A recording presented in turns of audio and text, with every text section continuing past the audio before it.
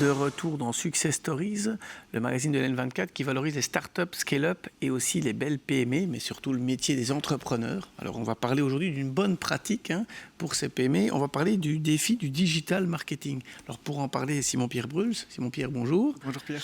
Alors je rappelle, parce que vous êtes un invité récurrent entre guillemets de l'émission, vous êtes fondateur d'Ariane Consulting, un cabinet spécialisé dans le placement de marketing manager à temps partiel pour avoir de l'expertise en temps utile et aussi spécialisé pour les PME dans un marketing B2B, donc de professionnel à professionnel. Création juin 2020, 13 consultants, 40 PME aujourd'hui avec lesquels vous collaborez pour ce marketing professionnel. Alors, le sujet du jour, c'est la stratégie digitale des entreprises. On fait un petit point là-dessus. Et on commence par un chiffre qui m'intéresse un peu. Combien, finalement, d'entreprises ont une stratégie digitale, Simon-Pierre ? La dernière étude de Digital Wallonia montre qu'en fait, il y a 40% de PME de moins de 10 personnes qui ont une stratégie digitale. Oui. Et étonnamment, il n'y a que 59% de PME de plus de 10 travailleurs. Okay. Donc, ce qui fait que, en fait, il y a quand même peu de PME qui ont une vraie stratégie marketing digitale au sein de leur entreprise. Et ce qui est interpellant aussi, c'est que seulement 45% des patrons sont convaincus du numérique. Alors, que faire, entre guillemets? En résumé, beaucoup d'entreprises sont encore en retard au niveau du digital, en Wallonie, mais on pourrait faire le portrait aussi d'autres zones, parce que là, on a ces statistiques-là. Que faire, en fait, par rapport à ça?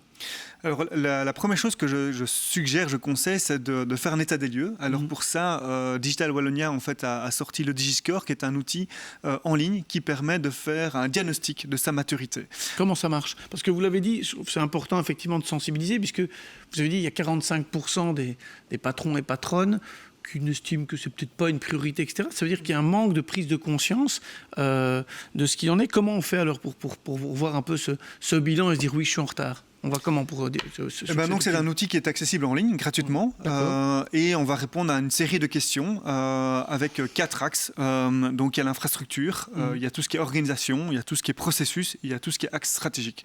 Donc répondre à toutes ces différentes questions, on va pouvoir un diagnostic de où est-ce qu'on est fort, pas fort, là on doit s'améliorer et quelle est la moyenne aussi des autres PME qui ont répondu à ce questionnaire. Et quand on reçoit son bulletin, une fois qu'on a eu ça, que faire? Je vois que je suis en retard. Quelles seraient les premières actions à faire à partir du moment où on dit, maintenant, je veux absolument rattraper le gap, je n'ai pas de stratégie digitale. C'est quoi? C'est d'abord les bonnes personnes dans la boîte? Oui, en fait, ce qu'on remarque dans l'étude, c'est qu'une bonne partie de la problématique vient de la formation et des compétences en fait, internes dans l'entreprise. Je pense qu'on parle beaucoup de technologie, de digital, de numérique, mais ça passe d'abord par l'humain aussi. Et donc, il est important pour les responsables de ces PME de former et d'accompagner leurs travailleurs, de se former soi-même, parce que souvent aussi, comme on disait, que 40% des patrons ne sont pas toujours convaincus. Donc déjà, les patrons doivent se former, mais également former tous les collaborateurs. Donc ça, c'est la clé. Si on veut réussir cette transition digitale, on en parle maintenant depuis plus de 10-15 ans. Donc maintenant, le train, il est vraiment bien avancé. Il est vraiment temps que les entreprises prennent le dernier wagon. Il est encore temps, mais il ne faut vraiment plus traîner. Stratégie numérique, stratégie digitale, c'est vrai que quand on en parle au niveau global, quand on utilise ce mot, on parle aussi bien de la digitalisation de certains processus, on parle aussi, d'avoir des éléments automatisés dans l'entreprise. Enfin, il y a beaucoup de choses là-dedans. Et un des éléments, c'est la stratégie marketing aussi, le côté digital de la stratégie marketing. Et là, qu'en est-il ? Alors évidemment, le marketing digital, c'est une grande force par rapport au marketing traditionnel. Alors évidemment, ils sont complémentaires tous les deux, ils se renforcent. Mais le gros avantage du marketing digital, c'est qu'on peut vraiment mesurer les actions. On peut mesurer le retour sur investissement. On peut faire des tests pour une PME sans devoir dépenser énormément de budget pour commencer à se faire connaître. Et quand il n'y en a pas, parce qu'on voit qu'il n'y a pas de stratégie digitale, le problème c'est quoi? C'est un manque de compétences? Souvent, c'est un manque de compétences. Ça, c'est sûr que si on n'a pas un marketing manager qui comprend et surtout qui a déjà mis en place des stratégies de marketing digital, qui sait quel est l'impact que ça a pour l'entreprise de mettre en place du marketing digital, c'est sûr que l'entreprise passe à côté de quelque chose. Je vous prends au mot, là, en fait, parce que vous dites, tiens, c'est vrai qu'on pourrait dire, tiens, nous, on n'a pas de stratégie digitale, mais on a l'impression que notre bonne vieille stratégie de tous les éléments classiques d'un plan média fonctionnent très bien. L'impact, vous dites l'impact du digital. Le digital a quels avantages en fait pour compléter les autres médias? Le premier avantage, évidemment, il est d'ordre budgétaire. Il faut savoir que lancer une campagne digitale, on peut commencer, alors évidemment ça va dépendre de l'entreprise et de la stratégie, mais pour quelques centaines d'euros par mois, on peut faire des campagnes sur Meta ou sur Google ou sur LinkedIn. Ensuite, un autre gros avantage, c'est que pour une PME, si elle veut par exemple aller à l'international, avant il fallait envoyer un commercial en avion aux États-Unis par exemple, ouvrir un bureau sur place, participer à des salons.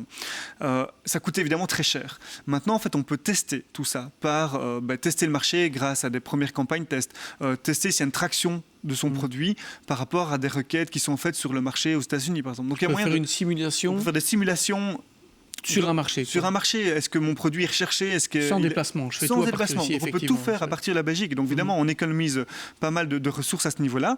Et une fois qu'on voit que on commence à avoir des demandes sur notre marché, sur notre produit, donc sur le marché ciblé, on commence à avoir une demande sur notre produit ou notre service. Si on commence à faire quelques premières ventes de ce produit, ce service, à ce moment-là, on peut commencer à développer son équipe commerciale sur place.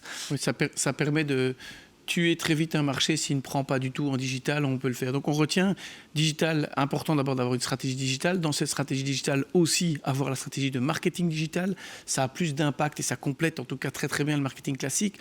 On peut commencer pour quelques centaines d'euros. Ça fonctionne à l'international sans se déplacer pour faire un test. Donc ça permet de faire ses choix.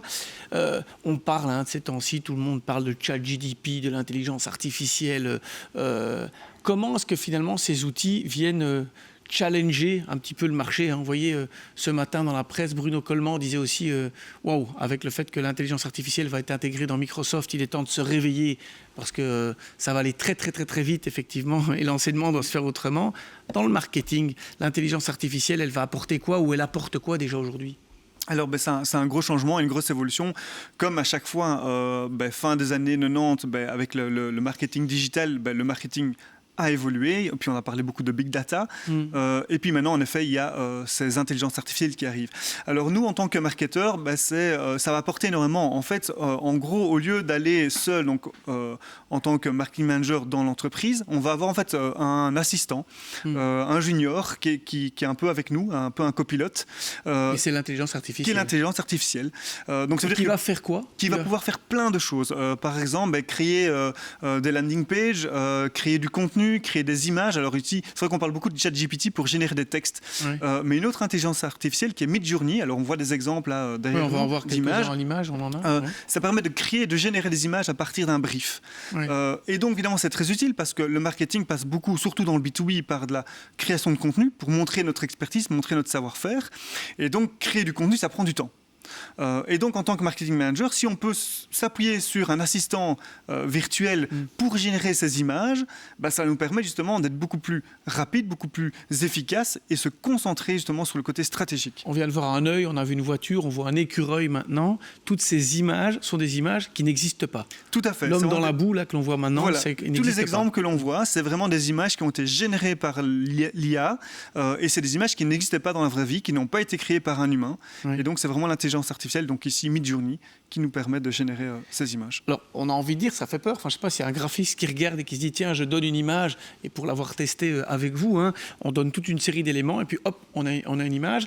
Est-ce que ça va aller contre ou ça va être un outil au service aussi? Parce que je suppose qu'un graphiste va encore mieux utiliser ça que quelqu'un qui n'a pas des compétences de graphiste. Tout à fait, c'est comme toujours, en fait, ça va nous permettre d'être plus performants parce que l'humain, on devra toujours être là pour faire le brief, parce qu'il faut briefer évidemment. Cette femme n'existe pas, voilà. On rappelle, on a vu. Donc, il faut évidemment donner l'information et briefer l'IA pour que ce qu'on attend et que ce qu'on veut comme image. Donc évidemment, il faut bien comprendre l'environnement pour lequel on travaille, dans quelle entreprise, quel environnement professionnel, business, marché du client. Ensuite, à partir de là, on sait vers quoi on veut atteindre, quelle image on s'imagine dans son esprit.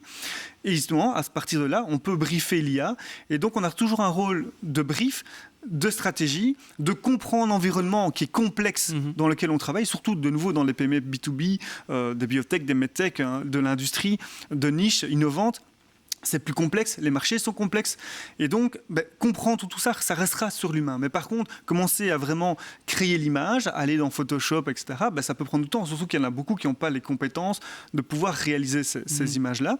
Et donc, travailler avec ce genre d'IA permettra en effet de générer des images. Et puis évidemment, un graphiste, lui, par toute sa connaissance, son expertise, va pouvoir encore aller beaucoup plus loin. Parce que lui, évidemment, sa force, c'est de pouvoir être créatif et imaginatif. Donc il sait quelle image il veut conceptualiser par rapport aux besoins du client.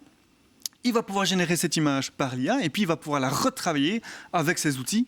Et donc il va pouvoir aller encore un niveau plus loin. Pour le téléspectateur qui nous rejoint maintenant, toutes les images qu'on vient de montrer sur l'écran sont des images qui sont en fait des images qui n'existent pas, qui ont été créées par une intelligence artificielle sur base d'un briefing. Et ce qu'on retient, c'est qu'un outil d'intelligence artificielle va aider en fait au marketing. ChatGPT est capable d'écrire les meilleurs slogans et d'écrire tout un briefing publicitaire. On peut aussi le faire ici au niveau graphique et créer quelque chose. C'est vrai que les spécialistes vont encore mieux utiliser ces outils. C'est ça pour vous le futur, c'est l'IA au service en fait de l'humain et au service du marketing digital? Tout à fait. C'est vraiment, il faut le voir comme un copilote dans un avion. On a le pilote qui dirige, qui prend les décisions, qui sait vers où il faut aller, quelle est la destination. Mais il a un assistant qui permet de faire plein de tâches qui sont plus répétitives, où il y a moins de valeur ajoutée a priori. Et donc voilà, c'est vraiment cette combinaison. Et c'est comme toute innovation, comme toute technologie, elle va remplacer une partie de métier, une partie des tâches qu'on avait l'habitude de faire, mais ça va nous permettre de se focaliser sur d'autres choses à plus haute valeur ajoutée et donc d'apporter plus de services, plus de valeur pour nos clients. Merci Pierre-Simon Bruls. On retient en tout cas qu'il vous faut une stratégie digitale, il vous faut certainement une stratégie de marketing digital et l'intelligence artificielle sera à votre service. C'était assez bluffant de voir ces très belles images composées par votre assistant intelligence artificielle. On se retrouve la semaine prochaine, ça c'est du vrai, et on se retrouvera ici pour de nouvelles Success Stories.